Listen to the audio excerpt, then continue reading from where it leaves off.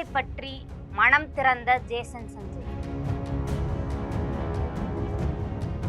அடுத்த படமே தளபதி விஜய் அவர்களை வைத்துத்தான் இயக்கப் போகிறார். பாக்ஸ் ஆபீஸ் ஹிட் கொடுக்க போகும் சிக்மா.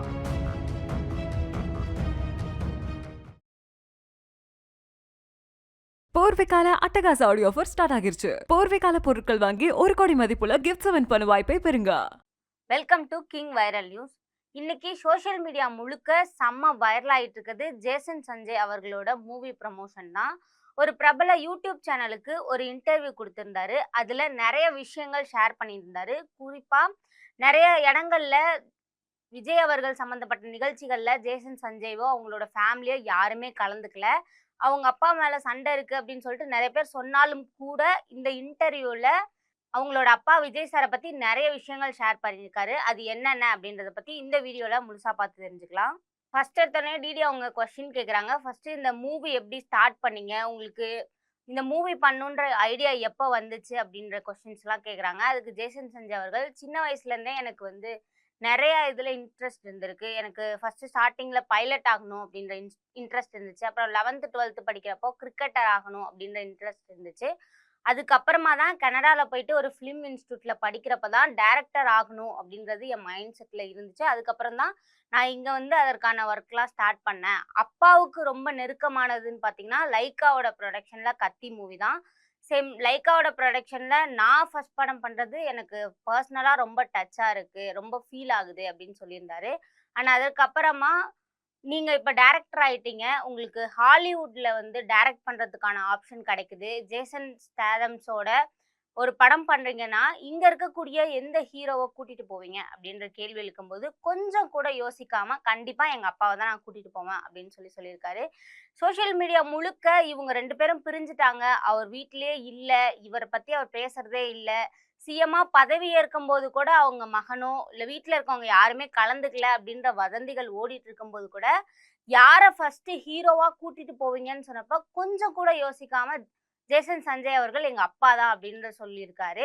ஆனால் அது மட்டும் இல்லாமல் அவருக்கு என்னென்ன விஷயங்கள் பிடிக்கும் அப்படின்ற மாதிரி அந்த இன்டர்வியூவில் கேட்டிருந்தாங்க. அப்போது இந்த படத்துக்கான மியூசிக் டைரக்டராக தமனை ஏன் சூஸ் பண்ணீங்க அப்படின்னு கேட்டப்போ அவரோட ஆர்ஆர்லாமே ரொம்ப பிடிக்கும்.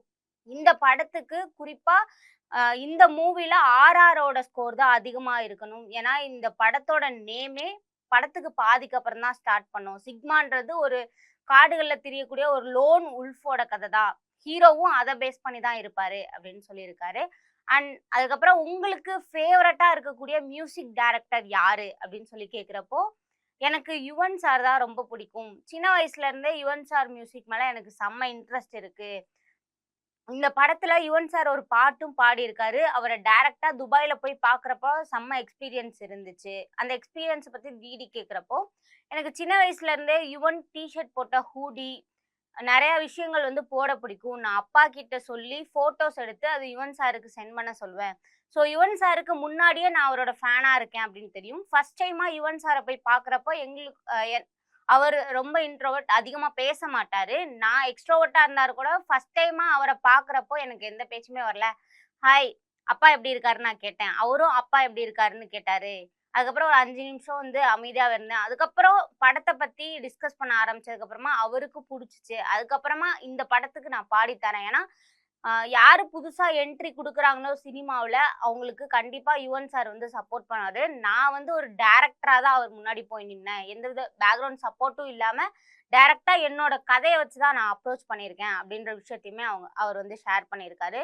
ஸோ என்னதான் சிஎம் விஜய் அவர்களோட பையனாக இருந்தாலும் அப்பா நடிகராக இருந்தாலும் எந்தவித சினிமா பேக்ரவுண்டும் இல்லாமல் ஜீரோல இருந்து தான் ஜேசன் சஞ்சய் அவர்கள் இந்த இயக்கத்தை வந்து ஸ்டார்ட் பண்ணியிருக்காரு. அந்த மாதிரியான நிகழ்ச்சியான விஷயங்களை அந்த இன்டர்வியூவில் ஷேரும் பண்ணியிருக்காரு.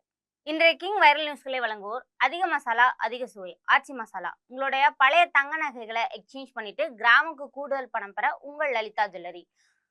பூர்விகால அட்டகாச ஆடி ஆஃபர் ஸ்டார்ட் ஆயிடுச்சு. பூர்விகால பொருட்கள் வாங்கி 1 கோடிக்கும் அதிகமான கூப்பன்களை வின் பண்ணுங்க. போர்வைக்கால அட்டகாச ஆடியோ ஆஃபர் ஸ்டார்ட் ஆகிருச்சு. போர்வைக்கால பொருட்கள் வாங்கி 1 கோடி மதிப்புள்ள கிஃப்ட்ஸ் வின் பண்ண வாய்ப்பை பெறுங்க.